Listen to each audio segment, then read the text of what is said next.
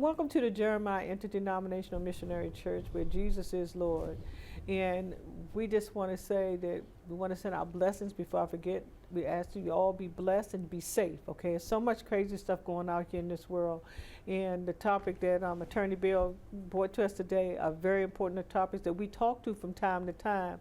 But it's so bad that he actually took this time and he wanted us to refresh your memory on some of the things that might be going on, because a lot of times church people there's a lot of senior citizens that are there, and they're very much a target for some of these things that are happening.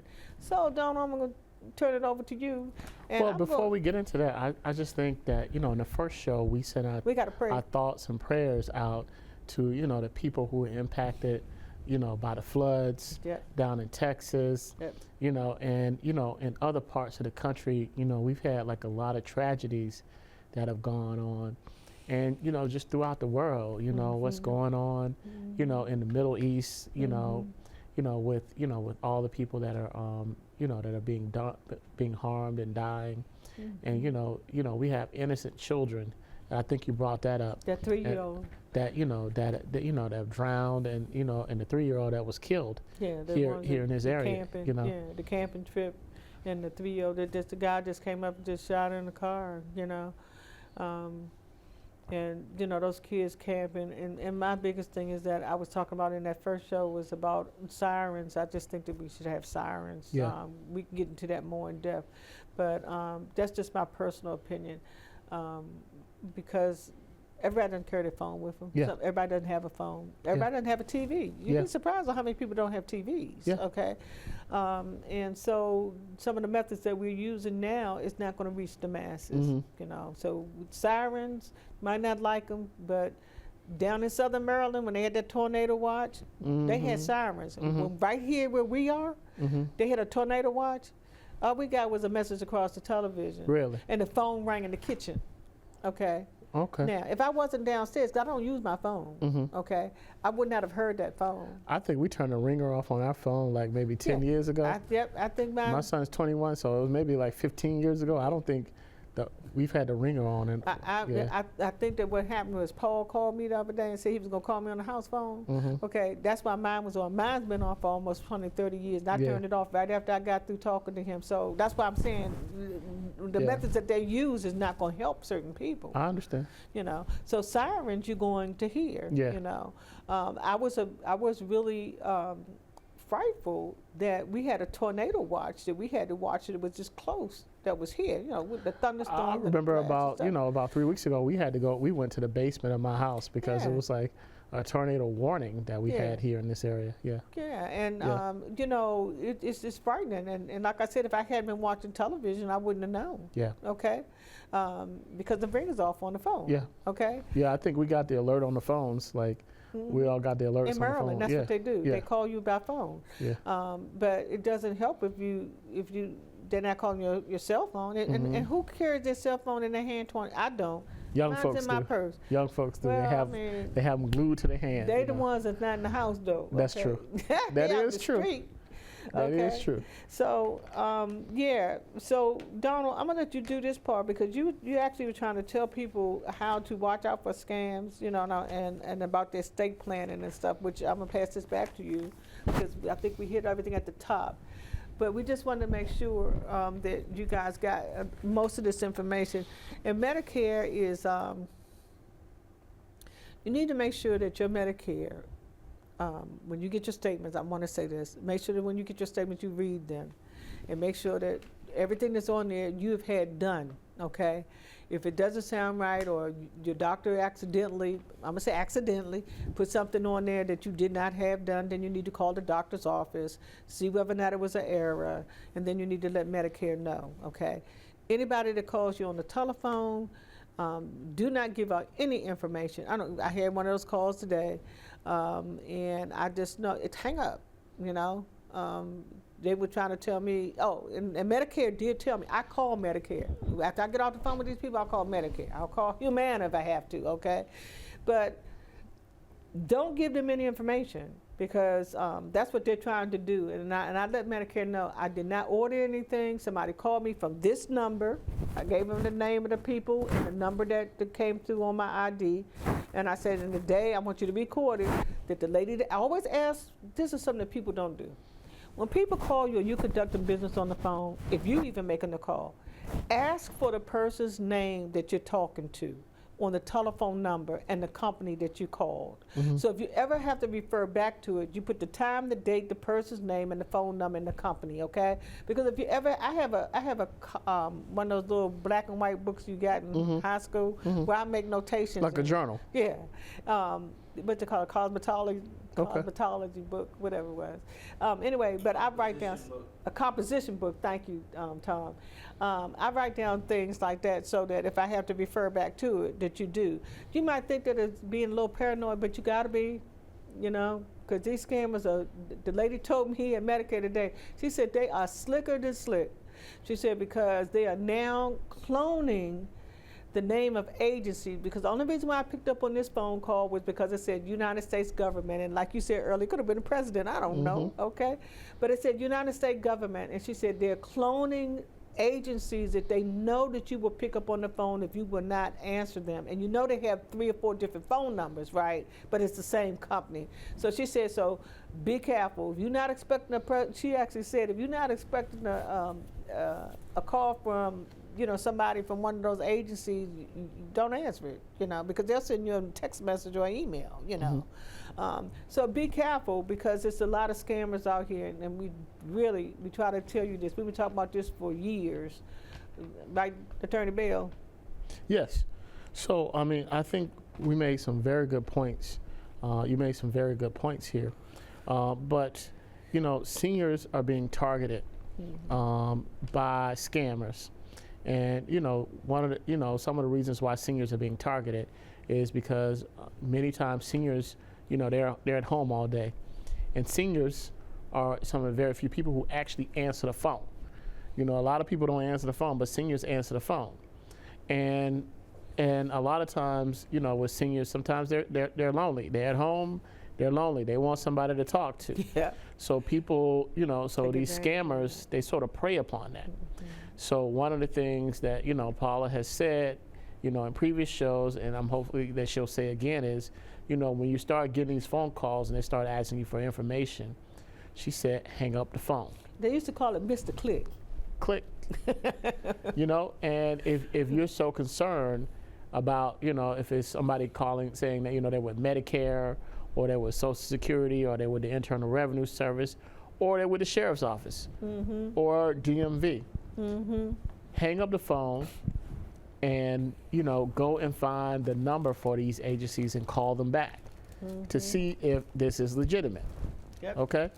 Because there's no situation, in my opinion, where a governmental agency is going to call you and say, hey, if you don't give us this money right now, you know, we go cut off your benefits, or we go lock you up, or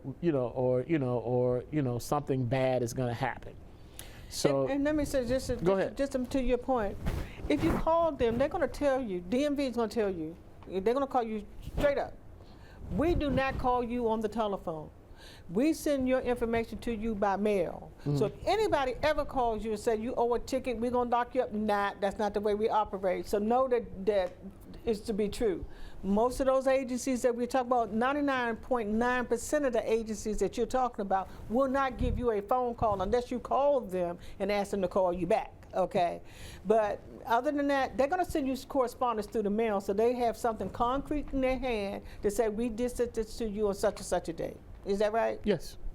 So also, do not give out your Social Security number over the phone. Or Medicare. Do not give out your Medicare number. Do not give out your date of birth. Yep. Okay, because scammers may call, and one scammer may ask you for the last 4, okay, and then another scammer may ask you for the first 4, okay? So you gotta be careful about that type of information. Do not give that information out over the phone. Do not give it out over the internet, okay? If you're gonna give out some information like that, then you need to be calling Medicare, you need to be calling Social Security, okay? You need to be calling a verifiable number. Do not give that information out to anyone who calls you. Also, be very careful about who you send money to, okay? If you're not sending money to your family friend, or your family or your friends, and be careful about sending money to them too. But anytime somebody's asking you to put money on a gift card, or to send like a Zelle, or a Cash App, or send money via cryptocurrency, or go out and buy a gift card to send money, be very careful. Do not do that. So I always think Paula says something about hang up the phone, take a few minutes to collect yourself, okay? And then maybe call like a family friend or a family member and get them involved in the situation, and call back that organization to see if they actually contacted you and want this information. Because chances are a governmental agency is not going to want you to send money through a gift card. They're not going to want to send you, they want you to send a Cash App or a Zelle or anything of that nature. So just be very careful about sending your hard-earned money. And to family members too, like you said, because sometimes it was something that was going around. It was like these young children were calling up saying, "Oh, I need some money because the sheriff's office said that they were going to lock me up and I need like $2,000 and stuff." And they're calling family and saying that. Well, they might have gotten something that they really thought it was true, them being young, but you still no. Well, if the sheriff is getting ready to lock up somebody, then maybe you need to go down to the sheriff's office and see. And take your checkbook if you feel so inclined. Yes. Take your checkbook to the sheriff's office. Yes. And get a check to the sheriff. Yes. I mean to the sheriff's office. If don't give it over the phone. Yep. If that's the case. Don't give it online. That's right. Don't be sending it. Through some link that you got via email or something like that.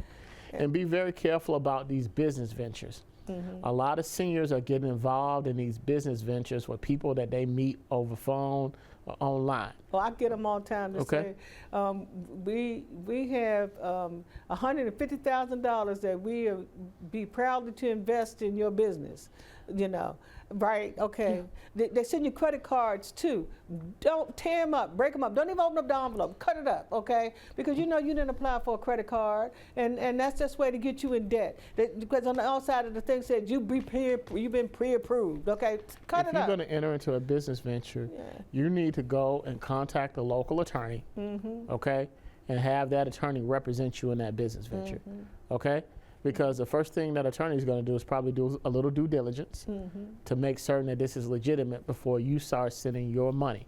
Okay, it may cost you a little money, but it'll probably save you a whole lot more money on the long run. And if you don't believe that you can hire an attorney, have a trusted family friend or someone in your local church, that you trust, who has business savvy about themselves to help to vet this type of situation for you. But I'm going to tell you right now, if you are a senior and you have limited resources, your resources should be going to pay for your monthly necessities, for your housing costs, your medication, your utilities, your food. You shouldn't be using this money to try to enter into these business ventures, okay, that may be scams. Okay, so I'm not saying that every situation is a scam, but I'm just telling you, a lot of times when people are soliciting you to enter into these transactions and things of that nature, you need to be very careful and not enter into these transactions, okay, until you have properly vetted these things. And the most important thing that you said, get in contact with an attorney, and Attorney Bell is a person that you can get in contact with to ask him, or somebody, he refer you to somebody in his office that you could, that they might be able to assist you or point you in the right direction, okay? And that's the thing, that you want to make sure that you get pointed in the right direction by a law firm, okay? Especially when it comes to that.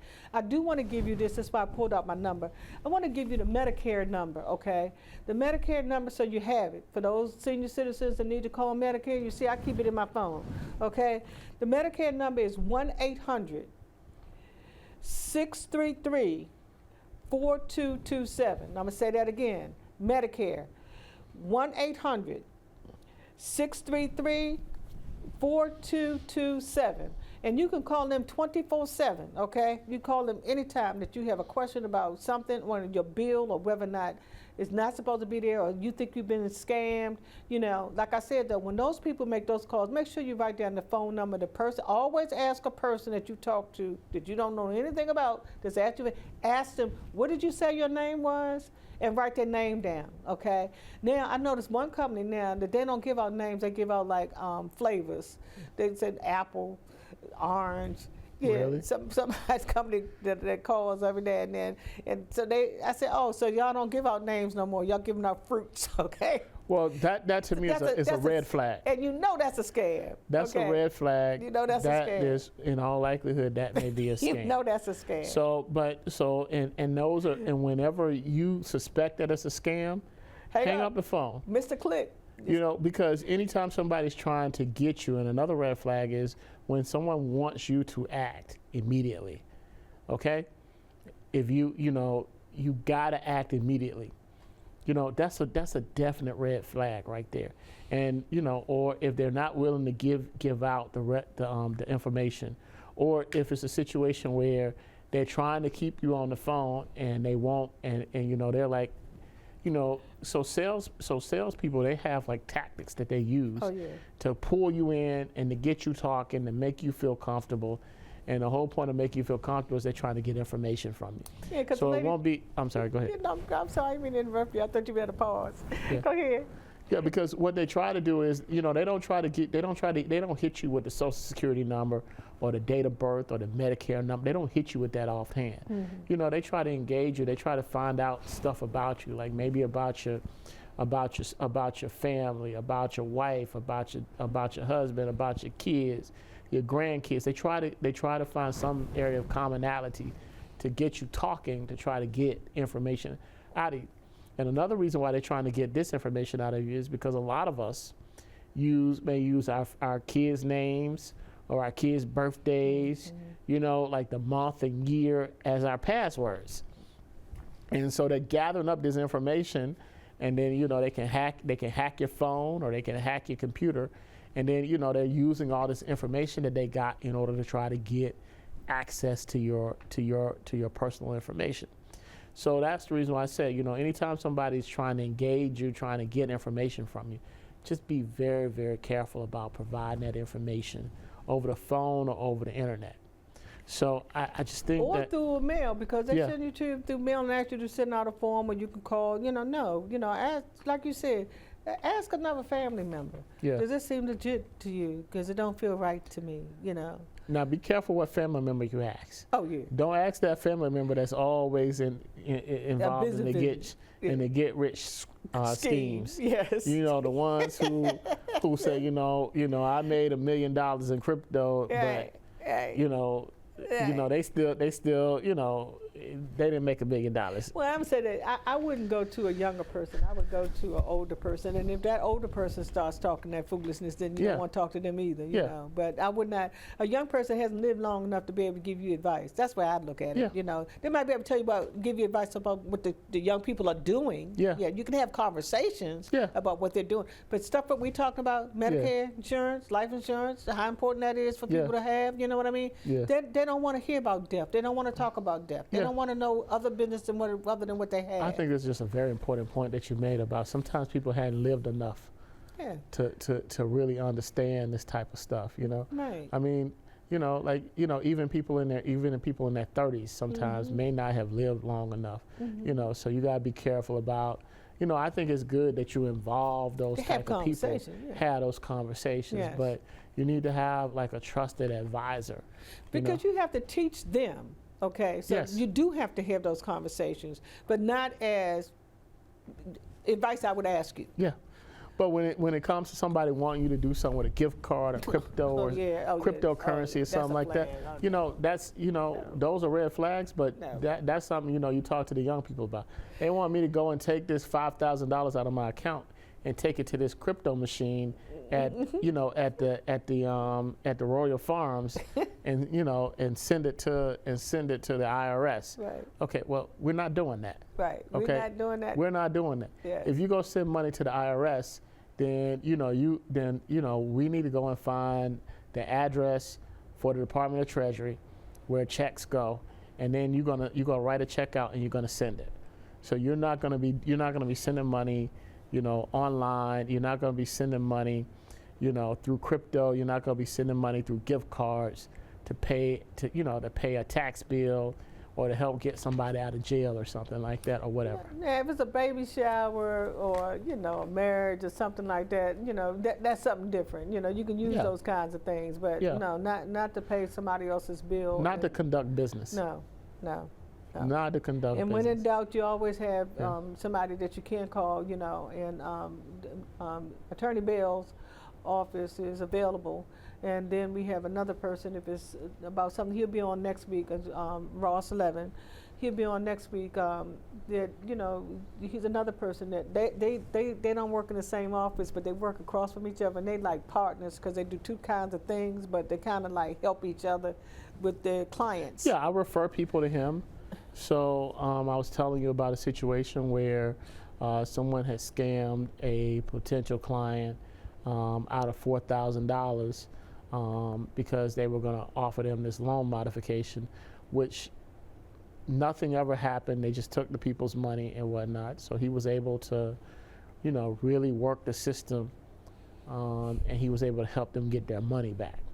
So I mean, there are things that that are going on. So it's just not seniors that are being scammed. Younger people are being scammed as well. Yes. So we're giving you this information to empower you. Because Paula just said, you got to teach the young people. So you may be able to, after listening to this information, you may be able to point out and detect these type of scammers, so you can educate your younger folks so they're not getting scammed. And also, young people need to know what's going on with funerals. Okay, this is a church, so we can talk about this.